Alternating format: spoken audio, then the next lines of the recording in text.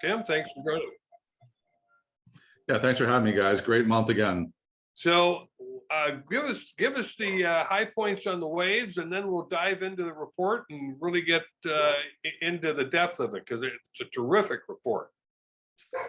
Right. So we pretty much met expectations, within 10 basis points, give or take. So pretty much this is where the economists thought that we would be, and it's very strong. So halfway through Q4, we're above 61. And seasonality factors do play a part, but not that significant. What I really liked is that it's a very high quality report, meaning that the sub elements that make up that 61, although the number is almost the same as it was in October, the sub elements are different and they're moving in the right direction towards equilibrium. And by that, what I mean is that we've had a demand-driven supply constrained expansion since we climbed out of the COVID issue last year. And the supply base, inventory levels, supplier deliveries have been holding back output, and to the point where the numbers have been pretty significant, well, very significant, supported by price indexes that have been very high. And what I've been looking for and hoping for is that those numbers would ease a little bit, supplier deliveries, maybe somewhat inventories, offset by growth on the production and employment side. The employment number has been the weakest of the 5 sub-indexes. And it should be at this kind of demand level and backlog and low customer inventories, we should be running 62, 63 on the employment level. We haven't gotten anywhere near that. So, but in this month, we had about a 3.5 point shift gain in the consumption / output side, offset by about the same loss on the supplier delivery and inventory side. So I think we're moving it's a higher quality PMI than it was in October. It gives me more assurances that we're going to move into 2022 in a very good way. And there's a lot here. So let's stop there and chat a little bit. Well, it looks as though, talking about customer inventories, it looks like it really took a major dive at 6.6, which does make for good new orders coming down the pike. Empty shelves, lots of empty shelves. I mean, you've gone into the grocery stores. I mentioned this before. It's the same thing as you go into the grocery store and you see a whole bunch of empty shelves. So we're near records again. And I think it's the 16th month of below 40, which, proper customer inventory number is probably 46, 48. And we've been well below that. And it probably indicates that it's going to be 2 or 3 months once demand eases to, in the 53, 55 level. There's probably 2 to 3 months worth of output just to fill those shelves. And at present, we're not filling the shelves. So we did have a little bit of easing on the backlog side, not significant, 1.7 points. We're still above 60, which I feel real good about. So between the two of those, we've got, even if demand phased out and wound down at the end of Q1, Q2, there's still 3-4 months worth of heavy output here to burn off the backlog and fill the shelves. Well, we at All Metals and Forge Group experienced over the last 2-3 months a significant increase in our sales and in our backlog. And I love seeing backlog at the numbers that they're in now, which will take care of the Q1 shipping for 2022. So, we're looking pretty good the way things are right now. Yeah, I mean, that's a sleep at night number, correct? When backlog is high, it's a sleep at night number. Makes you feel good. It gives you confidence that you're going to have money to pay the payroll and everything. So in the month of October, we saw a softening on the demand side. That was the first softening that we've really seen in quite some time.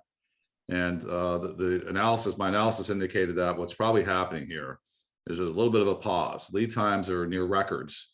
I think modern record on CapEx in the month of November. We're still at record levels on raw material.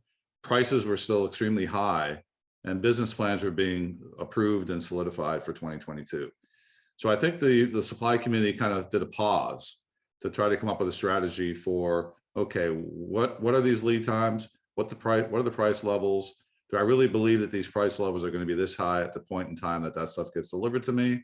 Do I want to really take that risk? And I think we saw that pause in October. But now that things are approved, people are filling up their order book, and we're off and running.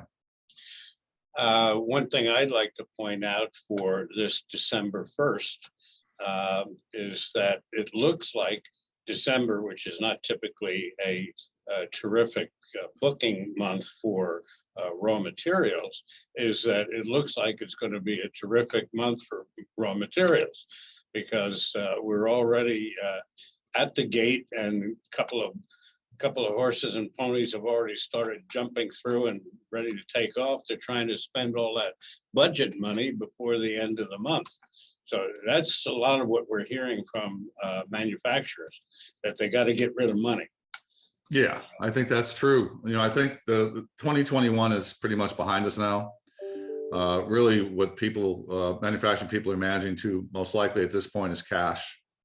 So, they're probably looking very closely at the amount of manufacturing inventory, finished goods, work in process, raw material that they have. They now have a plan, a cash flow plan for 2022 approved. So I don't think it's really so much output focus for them for December. Right. And I think people want to get off to a good start in 2022, because that's going to be a different performance period. Loving it. Tim, let's talk about inputs and outputs. That's a area of the report that you kind of reorganize. It makes a great deal of sense. Yeah, I've got my slides. You guys want me to show the slides? Sure, that'd be terrific. All right, hold on. Let's see if I can get these up. All right, tell me when they come through. You're there. All right, okay. So here's the what we call the speedometer. Let me, so I can see the right-hand side. It does say November on the right-hand side? Yes, it does. Okay, good. So, for your listeners and watchers and readers, we're in the 6th manufacturing expansion cycle since 2000.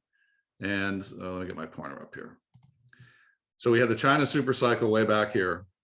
Then we had the subprime mortgage cycle that bumped it back up. We had the climb out from the recession. We had the cycle that didn't really enhance employment wages. And then we had the mid 2016 growth cycle that started with Obama and continued through the Trump administration, juiced by the Tax Cut and Jobs Act, the highest quality expansion cycle that we'd had in the prior 20 years. And now we're into this post-COVID expansion cycle. So we're running well over 60 here. You can see we hit a record. I think this is probably back in the spring. And we're still north of 60, which is super good. You can see in that last high quality expansion cycle, there's only maybe 5 or 6 points here that we're over 60. We've easily achieved that here.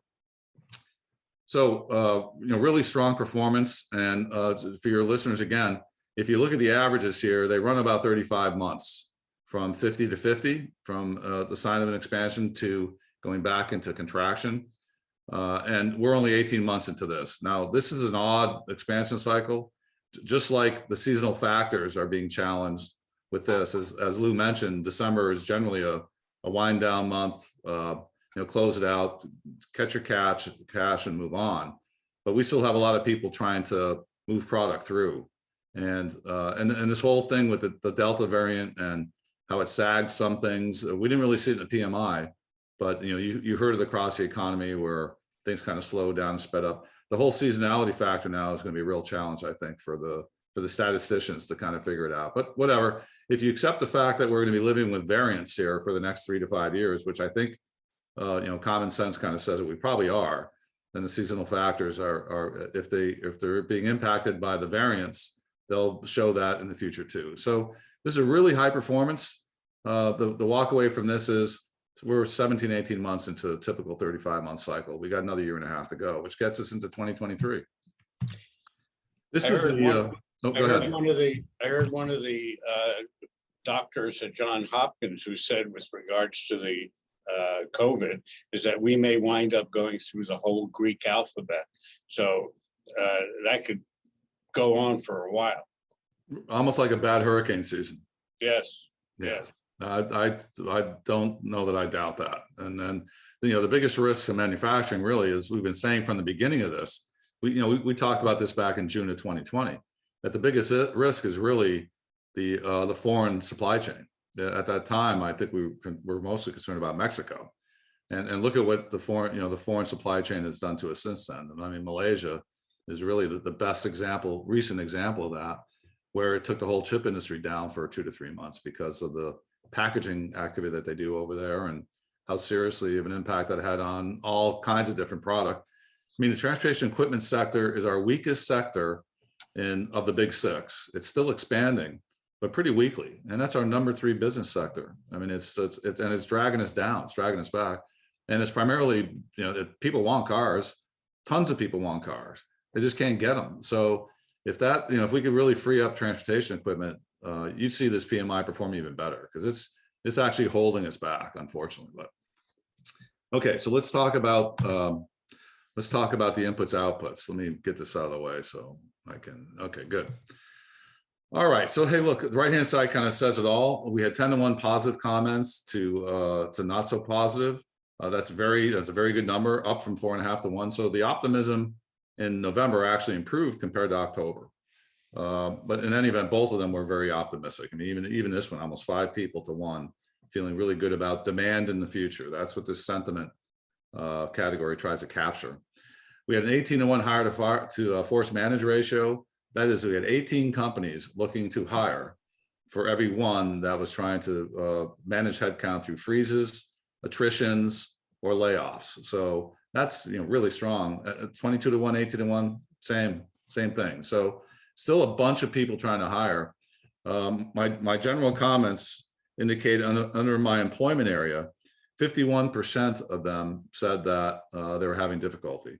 In the month of October, 31%, but September 47%. So we're still having trouble. But I think the more important thing here, jump down to this, 7% noted that hiring activity was easier in November compared to October. In October, 5% said October was better than September. In September, 3% said that September was better than August, and 0% said August was better than July. So there's a clear mark there. I mean, it's not big differentiating, but it's a clear path towards something that indicates that people are having a little bit of an easier time hiring people. Now, we also have the turnover issue, driven primarily by backfilling, driven by the workers' chase for increased pay in the areas where they live in. So 32% of the comments noted high levels of turnover. 29 points of that 32 were really backfills, which, okay, you need to hire 2 people to meet the demand, and every time you hire the 2, you got 1 person who quits on you. So you got this never-ending kind of cycle that's very difficult.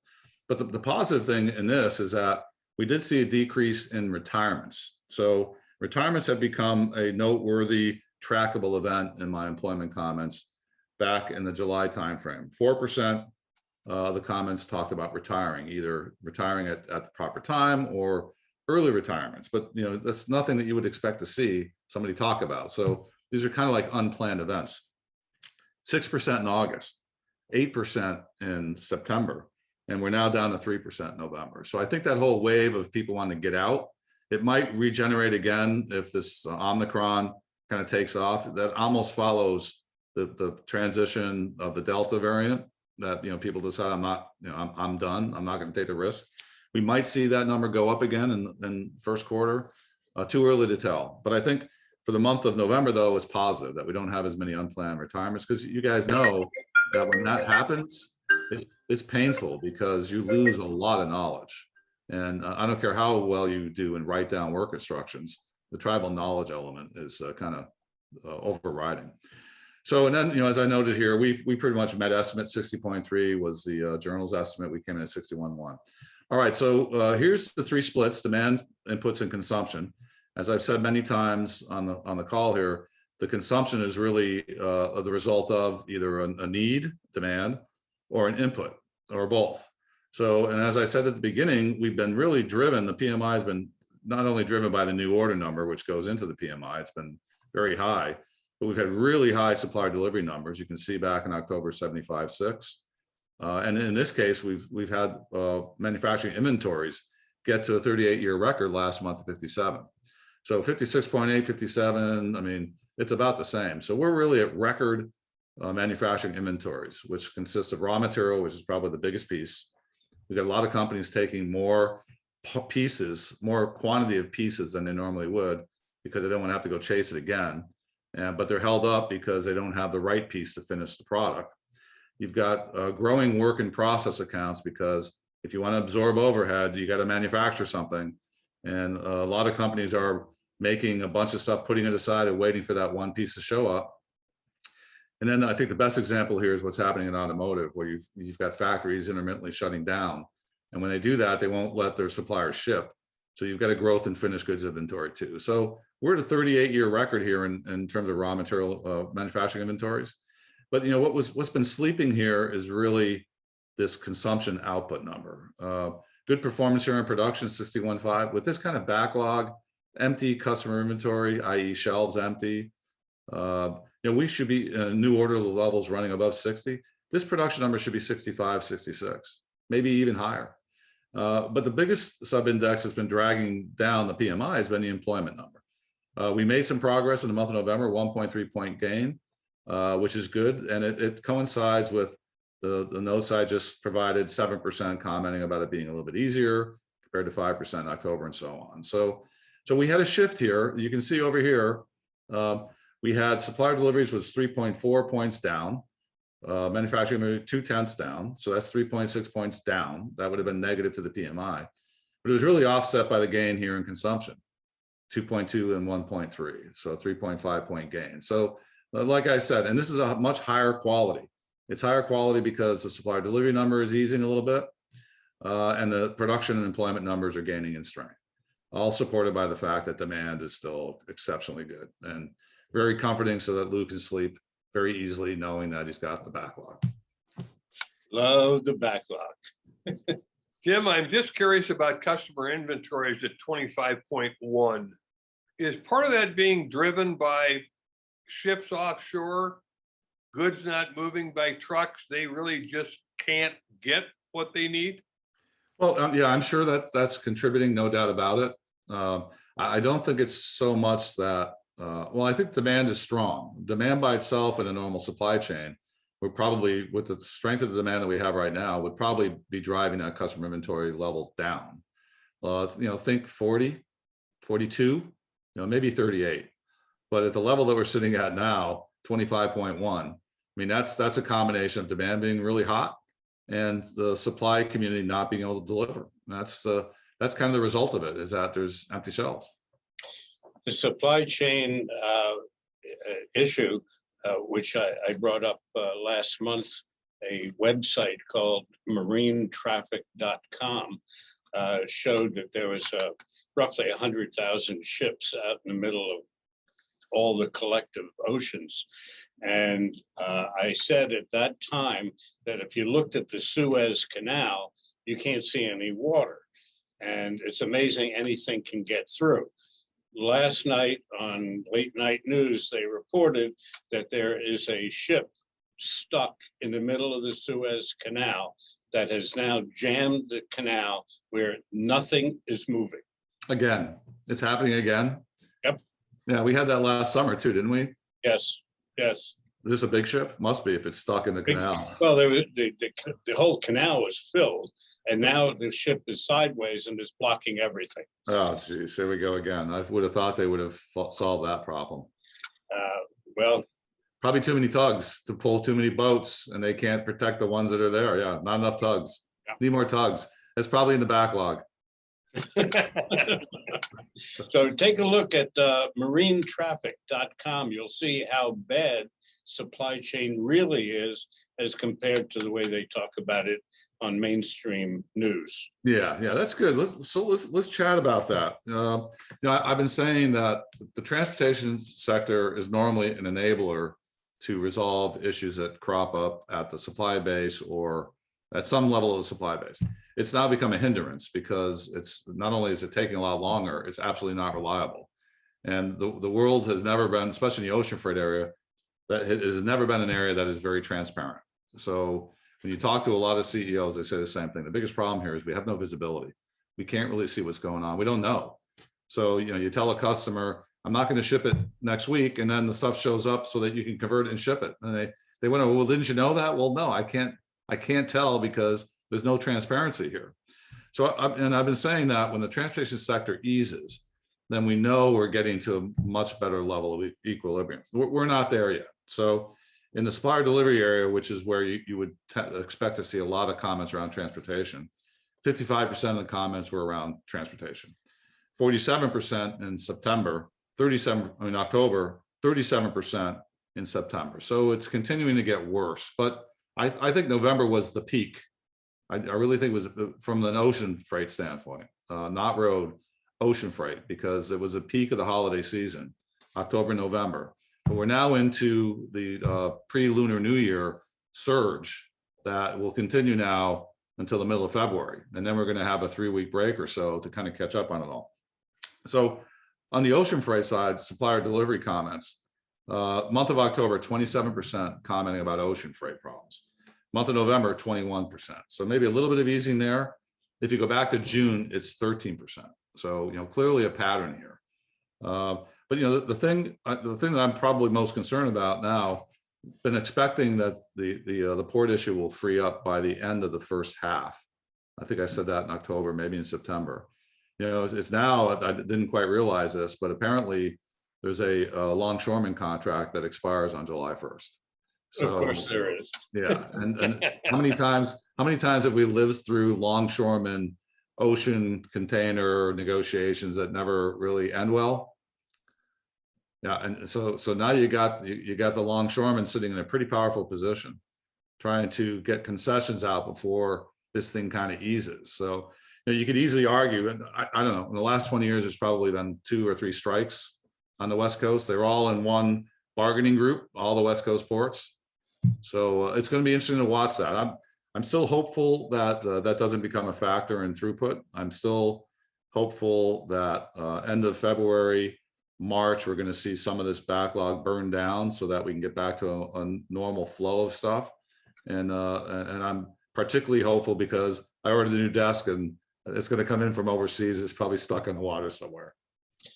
So we all have to brush up on the Taft-Hartley Act that prevents unions from striking when it negatively affects our economy, our security, and so on and so forth. So that was used in the last 20 years. I recall that was used by or maybe it was Nixon or something. I remember that the president issued a decree that said get back to work. That's right. That's right. And I think it was the ports. It was ports. Yes, it was. It was LA. Well, it's the whole West Coast because they're one big bargaining group. But hopefully management will do the right thing too. I mean, hey, these things aren't the cause of one side. It's usually just both sides that disagree and can't come to a bargain. That's what bargaining is about, right? Right. Well, Tim, if you'll get back to your regular screen so that we can see you as you chat with our listeners, I just want you to give us kind of a summary of what it looks like for 2022. I realize it is excellent at the moment, and it looks like we're at halfway through an expansion cycle. And I don't know what that 61 number translates to in terms of GDP, but it's got to be good. Yeah. So I think we've had a fantastic year. Like I think I was talking with someone earlier that it's really just the automotive sector that's held us back. And I think that, manufacturing has been extremely resilient here, and hats off to every supply management operations person out there fighting through these battles every day. There is a piece of fatigue, and there's probably an element of numbness because you go to work every day, you expect, oh, well, I'm not going to ship the product till you agree to a higher price, or sorry, I promise you're going to get 10 of those tomorrow. I don't even know when you're going to get them. And this is happening every day. So I think that we can stick with it when we will stick with it. There's no other choice. Supply management people like what they do, but this has been going on for a long time now. There's definitely a bit of fatigue and numbness happening, but I'm hoping that things will kind of free up, primarily the chip issue, sometime in the first half of next year. There's a lot of talk about whether it'll carry through to 2023. Like I've been saying, I think we're not going to know the full story about 2022 until we get to February, March of next year, and we're into the performance period, and people are probably going to be a little bit more optimistic than, it's hard to be optimistic today when every day you're having problems from the standpoint of revenue. So, the other thing is, this prices index has been very interesting because what it really signifies is that you've been able to push price through all the way up the supply chain. Our panel consists of, fundamental raw material companies all the way to people who make finished goods. So if you get 65% of the panelists saying that they're accepting higher prices, that means you're pushing price increases through. As we've been talking now for quite some time, we thought the Q3 would be a good, profitable performance period, and it was. And we're pretty optimistic that Q4 would be the same, meaning that everybody's taking the price pressure, passing it all the way through. And I think that'll be the case in Q4. And I think it will be in Q1 too, as long as demand stays where it is. You heard Chairman Powell yesterday about eliminating the word transitory. I've been asked about that several times today. And the only example I really have is, well, look, the price of plastics are coming down. Will they get back to where they were? We'll see.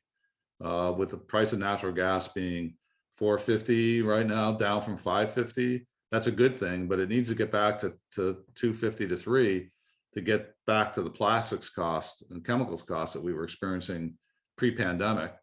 The steel market really well. We're down to $17.50. It's not budging much. We capped out at 2,000, and it wouldn't break that barrier, but it's stuck now at 1,750 to 1,800 for several weeks. We'll see where that goes. I just don't, at this point, without a major economic event, which I do not see or predict in the next 2 years, I don't see how you get back to 650 a short ton of hot rolled steel. According to the Federal Reserve, I wouldn't be surprised if you start seeing interest rates go up. I think that's soon.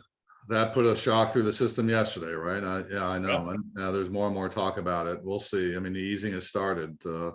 I tracked the asset purchases, and I didn't see nothing significant. I'm not sure if they've actually started to ease a bit, but they were supposed to by the end of November. The number I have is November 18th, and the balance sheet actually increased. So I think the easing kind of means that they stop buying, or they slow down the buying. They slow it down, and so we'll see. I mean, that's a shiver. That's a shiver with all that money out there. I'm more concerned about the U.S. economy with a $28 trillion deficit. It'll never be paid. Never be. Not our lifetime. It'll never be paid. Well, we can only hope now it doesn't go up anymore. I mean, well, it depends on who's in power. I think they all decided that it doesn't really. I'm only here for 8 years, so I might as well drive the deficit up. And that seems to be the thing. Give everybody, hand this money out. Hand the money out, whether it be to industry or whether it be to people. Hand it out, because I'm going to be gone in 8 years. That's right. Print it and give it away. Yeah, that's exactly what's happening.